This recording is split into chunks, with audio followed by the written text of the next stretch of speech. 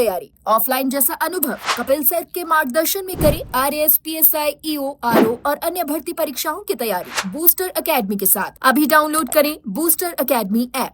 राजस्थान में लगातार एक के बाद एक जो भर्ती घोटालों की खबरें हैं वो सामने आ रही हैं। एसओजी लगातार कार्रवाई कर रही है, लेकिन अगर मैं आपको कहूं कि अब एसओजी पेपर माफियाओं को नहीं पकड़ पाएगी, पेपर माफिया राजस्थान में खुले में घूम सकते हैं, उन पर कोई कार्रवाई नहीं होगी, तो आप क्या सोचेंगे? बिल्कुल ऐसा ही हो रहा है।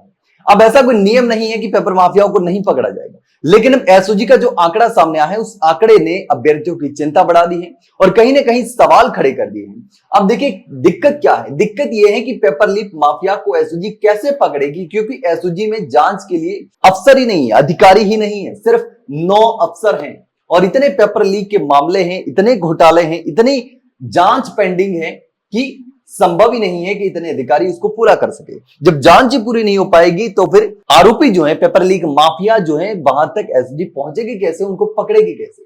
अब देखिए पेपर लीक की जांच के लिए एएसपी स्तर के अधिकारी की जरूरत होती है, लेकिन एसओजी में यही अधिकारी लगातार कम होते जा रहे हैं। जनवरी से लेकर के अब तक 12 एएसपी हटाए गए हैं, जबकि 5 नए अधिकारियों की पोस्टिंग हुई है।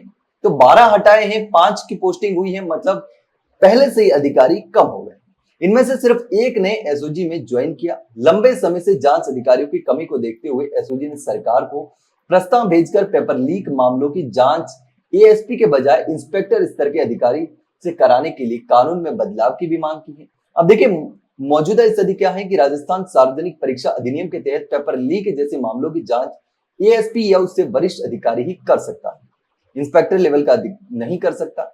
अब देखिए स्थिति क्या है। एसओजी में 45 भर्तियों से जुड़े 180 मामलों की जांच चल रही है और इसमें एसआई भर्ती, रीट और वरिष्ठ अध्यापक भर्ती सहित कई मामले शामिल हैं। एसआई भर्ती पेपर लीक मामले में सबसे अधिक 151 गिरफ्तारियां हो चुकी हैं। वरिष्ठ अध्यापक और पीटीआई भर्ती मामलों में भी बड़ी संख्या में आरोपी पकड़े गए हैं और इन मामलों में अभी और गिरफ्तारियां भी होनी है। पेपर लीक के अलावा दूसरे थानों से एसओजी को भेजे गए 100 मामले भी जांच में। तो अब लगातार जो पेंडिंग है वो मामले चल रहे हैं।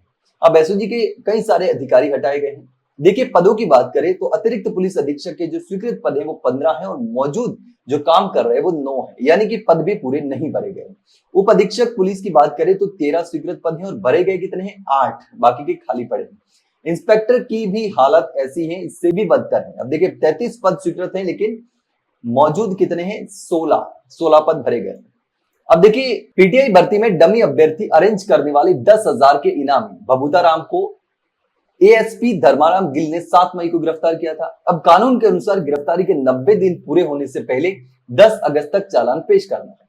अब 7 मई की तबादला सूची में धर्माराम गिला का एसओजी से तबादला ही हो गया और उन्हें 21 जुलाई को रिलीव कर दिया गया। अब बबूता राम की फाइल एएसपी राजेश विद्यार्थी को दी गई, लेकिन उन्होंने अभी एसओजी ज्वाइन नहीं किया है, तो फिर जांच कैसे होगी? इस तरीके से पद जो है वो खाली पड़े हैं और फाइलें सारी पेंडिंग पड़ी, तो एसओजी कैसे इसकी जांच करवाएगी? तो ये बहुत बड़ा सवाल है कि आखिर राजस्थान में पेपर लीक माफियाओं को पकड़ा कैसे जाएगा, उन पर कार्रवाई कैसे होगी, क्योंकि अब स्टाफ ही नहीं है एसओजी के पास, जांच करने के लिए अधिकारी ही नहीं।